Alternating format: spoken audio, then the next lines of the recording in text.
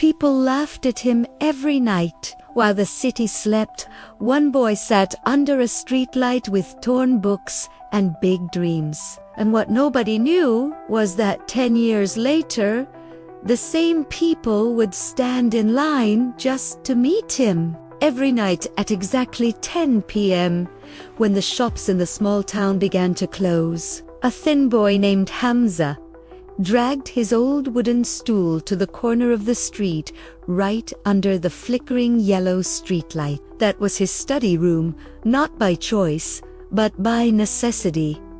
Hamza's house had no electricity most nights. The bills were always late, and sometimes the power was cut for days. But Hamza had a dream that refused to go dark. He wanted to become an officer.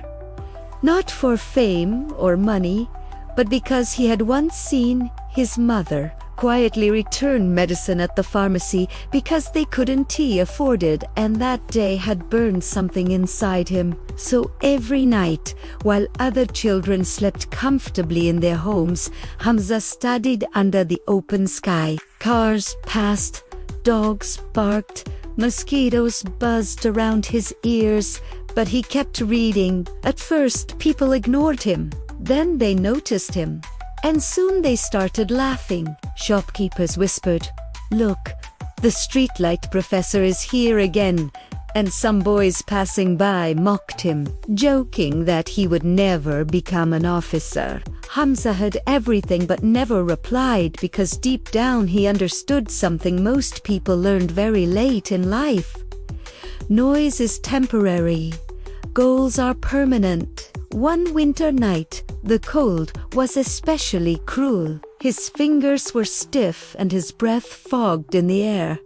Yet he sat there, revising past papers. Around midnight, an old rickshaw driver parked nearby and watched him quietly for several minutes, then walked over and without a word placed a small thermos of tea beside him. "Par, beta, thand, paha, hi," he said softly. Hamza looked up in surprise, and that small act of kindness warmed him more than the tea. From that night on, the rickshaw driver often stopped by, never disturbing, just silently supporting. Years passed like this, slow, difficult, unfair, but steady. Hamza failed his first major exam, and this time people laughed even louder. Someone said streetlights don't make officers. That night, for the first time, Hamza cried, but only for 10 minutes.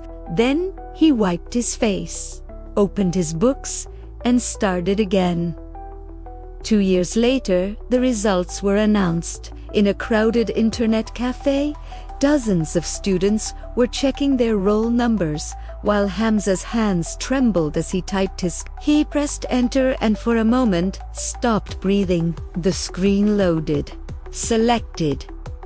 He stared at the word for a long time, not smiling, not moving, just absorbing the moment. The news spread quickly through the same streets where people once laughed. The streetlight boy had passed. Months later, a black government car slowly entered the small town and people gathered curiously.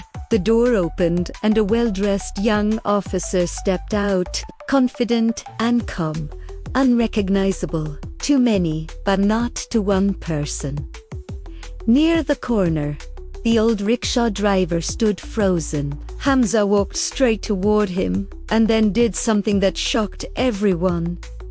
He bent down and hugged him tightly. "With your tea, you kept my dream alive," he whispered, and the old man's eyes filled with tears. That streetlight still stands in that town today, but people don't laugh when they pass it anymore. They slow down, look at it, and remember that great dreams don't need perfect conditions. They just need someone who refuses to quit.